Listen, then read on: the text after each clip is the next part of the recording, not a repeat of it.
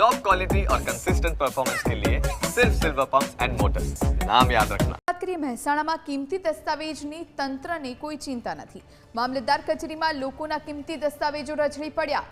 ATVT સેન્ટરમાં લોકોના documents રઝળી રહ્યા છે। જાતિના દાખલા, આવકના દાખલાના ડોક્યુમેન્ટ્સ રઝળ્યા। દાખલા કાઢ્યા બાદ રેકોર્ડ ગમે ત્યાં ફેંકી દેવામાં આવ્યા છે।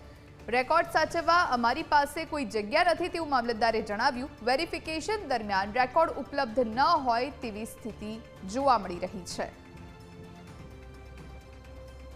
કચેરીની હાલની જે સ્થિતિ છે એમાં રેકર્ડ રૂમ ભરાઈ ગયો છે।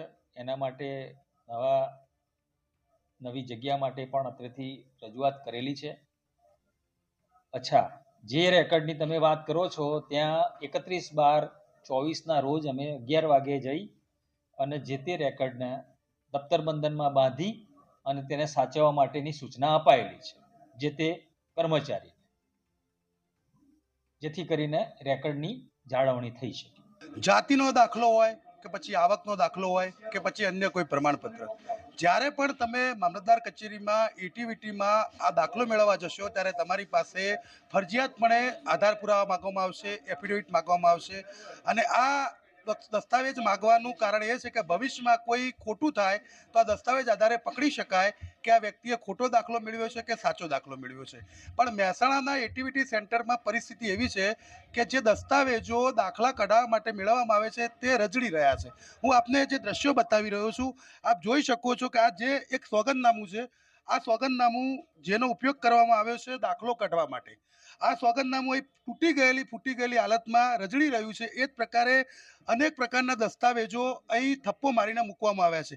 દસ્તાવેજોની શું પરિસ્થિતિ છે તે જોવાવાળું કોઈ નથી। હવે આ દસ્તાવેજની જ્યારે જરૂર પડે કે કોઈ પરિસ્થિતિનું નિર્માણ થાય કે જ્યારે કોઈ એવો પ્રશ્ન ઉપસ્થિત થાય કે દાખલાનો કોઈ આધાર પુરાવો મેળવવાની સ્થિતિઓનું નિર્માણ થાય ત્યારે કદાચ દસ્તાવેજ મળી જ ન શકે। જે પ્રકારે અહીં જે દસ્તાવેજ મહત્વના કે જે લોકો પાસે એફિડેવિટ કરવામાં આવે છે, આ એફિડેવિટની નકલ પણ અહીં રઝળી રહી છે। આ પ્રકારે અનેક એફિડેવિટની નકલો અહીં ઢગલામાં પડી છે જેની કોઈની પાસે હિસાબ નથી। આ દસ્તાવેજ શું કરવામાં આવશે, કેમ સાચવવામાં નથી આવતા તેનો પણ હિસાબ નથી। અને જો આ જ પ્રકારની પરિસ્થિતિ હોય તો પછી સરકારી તંત્ર શા માટે લોકો પાસે આ રીતે સોગંદનામું કરાવે છે કે આ રીતે લોકો પાસે દસ્તાવેજ માગે છે? મેડમ, અહીં જે નાયબ મામલતદાર છે તેમની પાસેથી આપણે જાણવાનો પ્રયાસ કરીએ। બેન, આ જે રેકોર્ડ છે કેમ પડી રહ્યું છે, કેમ રઝળી રહ્યું? રેકોર્ડ કેમ રઝળી રહ્યું? આપને જવાબ આપવાની મારી સત્તા નથી, મામલતદાર સાહેબની સત્તા છે, એટલે આપ મામલતદાર સાહેબને પૂછી શકો છો। આ કોઈ સાચવવાની આપણી પાસે વ્યવસ્થા નથી રેકોર્ડ સાચવવાની? મારી સત્તા નથી, સાહેબની સત્તા છે, આપ સાહેબને પૂછો। તો જે નાયબ મામલતદાર છે એવું કહી રહ્યા છે કે રેકોર્ડ સાચવવું કે ના સાચવવું એ મારી સત્તાની વાત નથી, મામલતદાર સાહેબને પૂછો। પણ સવાલ એ છે કે જવાબદારીમાંથી ભલે એકબીજાને છટકવાનો પ્રયાસ થતો હોય, એકબીજાને ખો આપવાનો પ્રયાસ થતો હોય, પણ સવાલ એ છે કે આ પ્રકારે જો રેકોર્ડ આ પ્રકારે અજળતું હોય તો પછી લોકો પાસે દાખલા કે આધાર પુરાવા કે પછી અન્ય દસ્તાવેજો લેવાનો મતલબ શું? જ્યારે અહીં જવાબદાર જે અધિકારી છે, જે નાયબ મામલતદાર છે, તેઓ પોતાની જવાબદારીમાંથી છટકી રહ્યા છે।